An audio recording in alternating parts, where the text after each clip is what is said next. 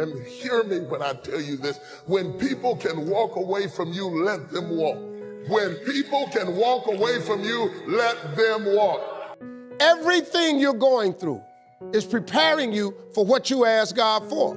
You just got to quit tripping while you're in the process, because the process is necessary. You may not see it now, but when he gets you on the other side of it, you're going to see exactly why it went that way, and you're going to be okay with it. But quit tripping during the process.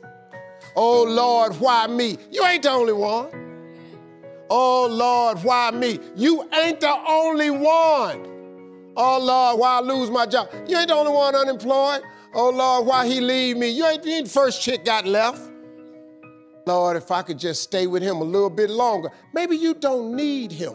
Maybe he the reason you ain't got nothing now. Well, I don't want to leave him because I've been with him 8 years.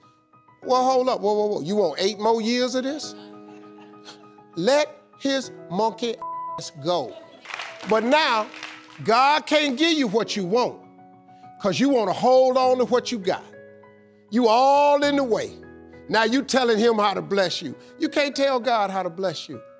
It's a simple process. The only reason I'm telling you this, because this is how I made it. I just do me. I'm just being me.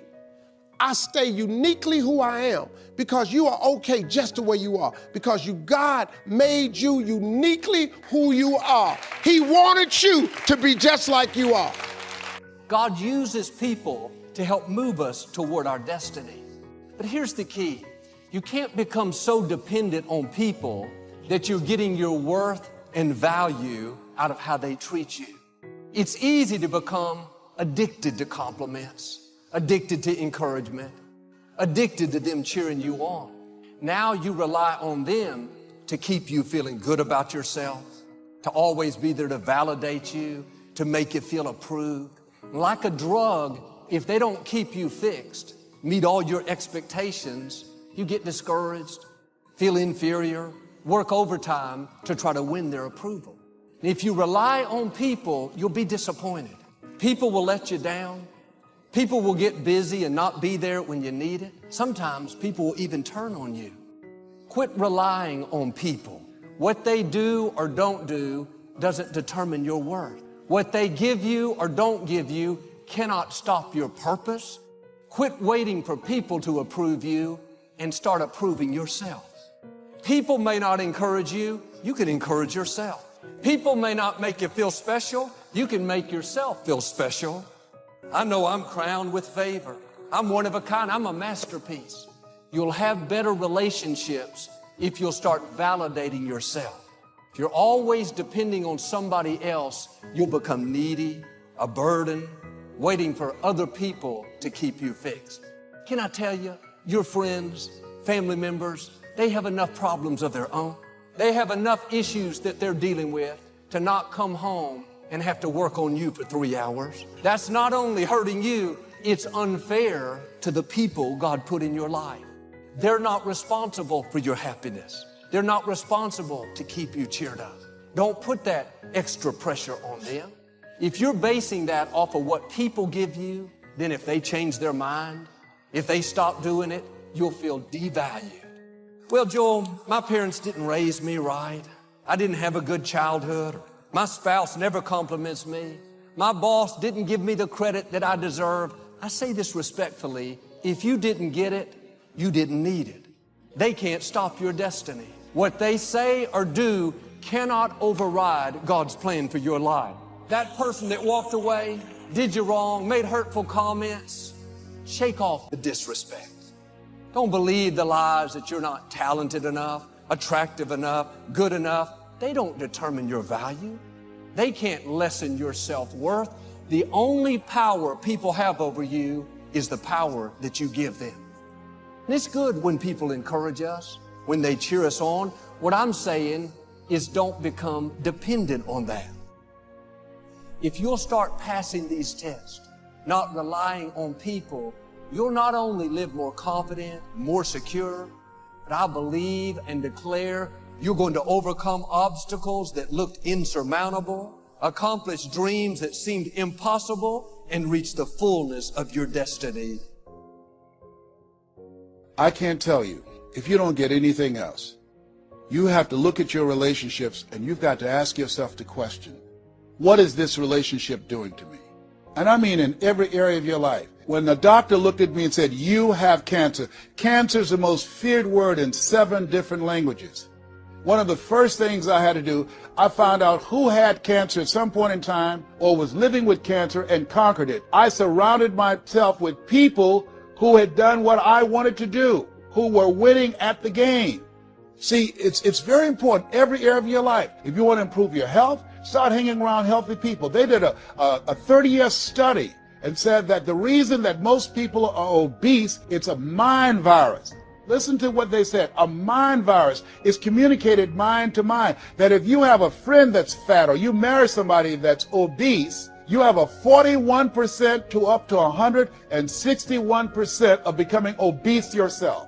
Even if they live in another state. Whoa, why? Because birds of a feather flock together. Never forget, high school teacher Mr. Leroy Washington said, Mr. Brown, if you run around with 9 broke people, I guarantee you, you'll become number 10. Whoa, think about that. Part of your mindset development, not only listening, not only reading, but you have got to look at your relationships, upgrade your relationships, and continue to evaluate them and make sure they're an asset to you and not a liability. My son John Leslie is a motivational speaker. He has a saying, who should you count on and who should you count out? See, there's some relationships that can start out real positive, and then sometimes we outgrow people. Have you ever outgrown someone? Somebody you used to be close to, used to be your bosom buddy, and then you haven't been together for a time, and then when you get together, you have absolutely nothing in common.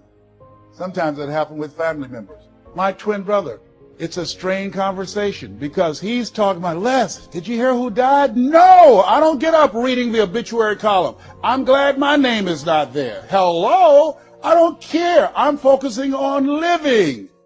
Our conversations are so different. Isn't it interesting how you can be raised in the same family, same circumstances, by the same parents and end up dramatically different? It's called life. Never underestimate the power of influence. What an important statement. The influence of those around us is so powerful. Many times we don't even realize we're being strongly influenced because it generally develops over an extended period of time. If you're around people who spend all they make, chances are excellent that you'll spend all you make. If you are around people who go to more ball games than concerts, chances are excellent that you'll do the same. If you're around people who don't read many books, chances are excellent you won't read many books. People around us can keep nudging us off course a little at a time until finally, 10 years from now, we find ourselves asking, how did I get here? Those subtle influences need to be studied carefully if we really want our lives to turn out the way we've planned. Of course, you must be the judge. You must determine whether the situation and the people call for disassociation or limited association. But remember, if it isn't taking you where you want to be 5 years from now, 10 years from now, now is the time to fix it.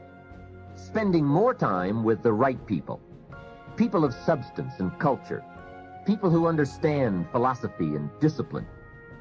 People of accomplishment and character. Many years ago, Mr. Shelf said to me, Mr. Rohn, if you truly wish to be successful, you've got to get around the right people. Keep asking the question, who can I get around? Who could I spend some time with who would have a positive influence on my life? Don't pick up your plan, especially your financial plan, from unsuccessful people. This is called association on purpose. Getting around the right people by expanding your circle of influence. Listen to me, man. You have a great life in front of you. But your great life is in front of you. It's not behind you. What you did back there ain't got nothing to do with what God got for you. What you did back there was learn the lessons to get you to where you are at this particular moment right here. But what God got for you, do you know, man, that you can actually mess your life completely up? You can jack it all the way up and you can turn around and get it right? Do you understand that? Do you understand that you could have had a baby out of wedlock and still be all right? Do you know that you can be divorced multiple times and still be okay? Do you understand that you cannot have a degree and still be just fine? You wanna know how I know? Because I'm telling you what I know. I lost everything twice. I don't know if you've ever lost everything before, but I've been bottomed out twice. I done seen